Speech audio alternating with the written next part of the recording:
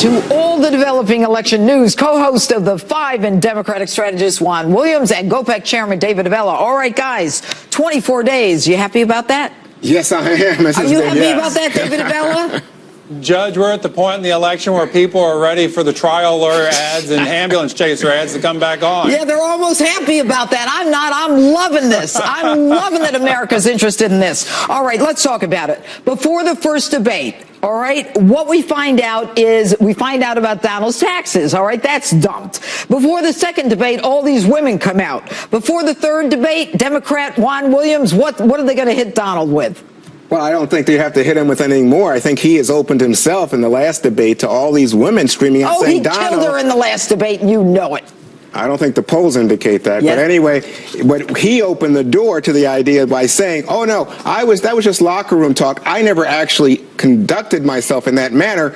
And now, as you point out at the top of the show, Judge Jeanine, you have 9+ women. It's like a steady stream saying Donald Trump groped me, touched me inappropriately. Okay, David Avella, I want to get your response. But, you know, toward the end of the show, I interviewed the 3 women that Bill Clinton is accused of having molested. Here's the thing. Is Bill Clinton running for president? Well, he's going to be in the White House. Oh, I missed that. I don't have to vote. Let me finish my thought. He's not on the ballot. Well, you know what? They run as a team, you know, and I don't. No, it doesn't matter if they run as a team. Let me finish my thought. Let me finish my thought. Let me make this point to you. No. If it's the same standard. Here's my thought. Well, here's my thought. My thought is this. Every one of those women, yes, unbeknownst to most people, told someone immediately or was found by other women.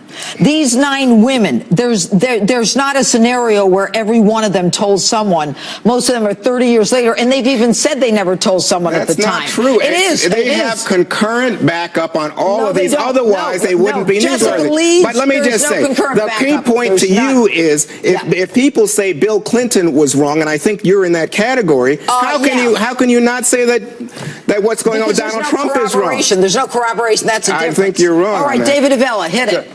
This is a coordinated attack by the Clinton campaign. They know the only way Hillary Clinton gets elected is to keep his unfavorables high and make people not want to vote for him or talk about the issues of where they see America going as far as who's going to create jobs and how they're going to do it, his tax plan versus her tax plan. This is a coordinated campaign by the Clintons. And here's the other thing. If they ever get exposed for it, they'll just lie about it. We find that out through these emails. In fact, I think on Fridays, their happy hour is which campaign official had the biggest lie of the week. David, let me ask you a question.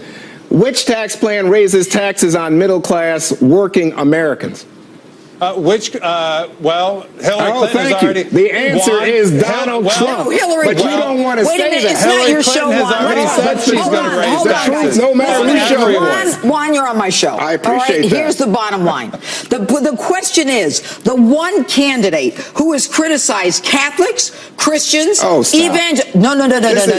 No. It's not ridiculous. Juan. She has not criticized anybody. The email, the WikiLeaks was about somebody, a communication between 2 people, one of whom is not even in her campaign. One was her campaign chairman, and the other is her communications director. One was the communications director, and the other was a guy in a think tank. Yeah, and what about the fact that they talk about the needy Latinos? What? They talk about Governor Richardson. If I go into your email, what will I find, You Judge? won't find anything like that. And by the way, you know what? If I go into your background, I can find some people that you are fearful of. That's what I'm saying. But you know what, Juan? Let me tell you something. Let me tell you something. I am not supporting the Russians, Juan, and don't you dare. They are the ones who are hacking. Is that your only defense, Juan? No, I'm just telling you the truth. Is that your only defense to a woman who lies through her teeth? She's not even in the email. Juan, let me tell you something. The question before the American people is, are they going to support a liar, a woman who lies every time she talks to the American people? I see. And Donald Trump is such a truth teller. Oh, my God.